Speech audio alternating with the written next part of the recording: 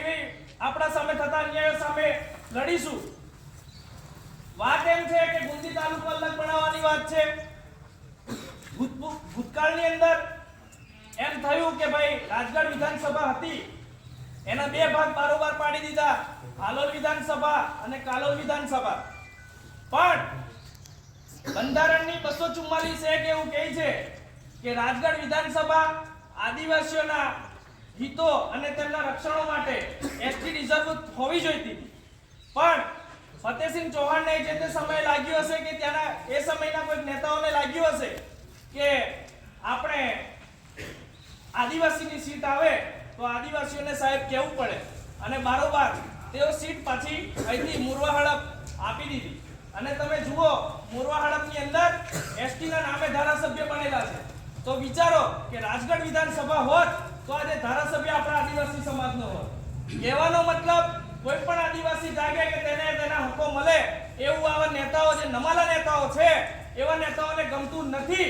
એવા કોઈ પણ નેતા હોય ભલે આપણા સમાજનો હોય કે બીજા સમાજનો હોય, પણ વાત જ્યારે નાના સમાજની આવે, નાના માણસોની આવે અને જ્યારે અન્યાય થાય ત્યારે આપણે બધાએ ભેગા થવાની જરૂર છે।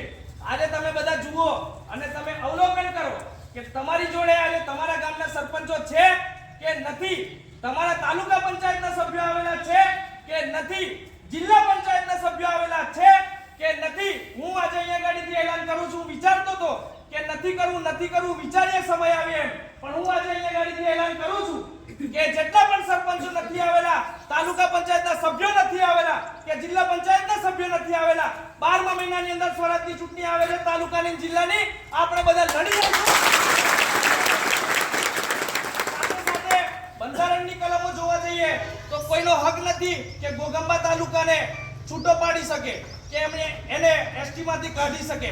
રાષ્ટ્રપતિની પણ તાકાત નથી। રાષ્ટ્રપતિની અંદર પણ જ્યારે એકવાર કોઈ પણ તાલુકાને કે કોઈ પણ વિસ્તારને આદિવાસી તરીકે જાહેર કરે એ કાયમી ધોરણે આદિવાસી વિસ્તાર તરીકે જાહેર રહે છે।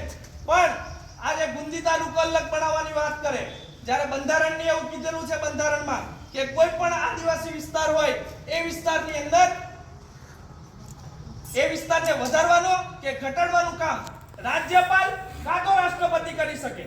પણ આજે ફતેહસિંહ ચૌહાણ જે કામ કરે છે જે બિલકુલ ગેરબંધારણીય છે અને અહીંયા ગાડી મારા મીડિયાના મિત્રો આવેલા હોય કે આઈબીના મિત્રો આવેલા હોય તેમને પણ મારે ખાસ વિનંતી કે સરકાર સુધી વાત પહોંચાડે અને લોકો સુધી વાત પહોંચાડે કે ફતેહસિંહ ચૌહાણ જે આ ગેરબંધારણીય કાર્ય કરી રહ્યા છે, આજે અમે આવેદન આપવાના હતા તેમની વિરુદ્ધની અંદર કે એમની વિરુદ્ધ કાયદેસરની કાર્યવાહી કરવામાં આવે।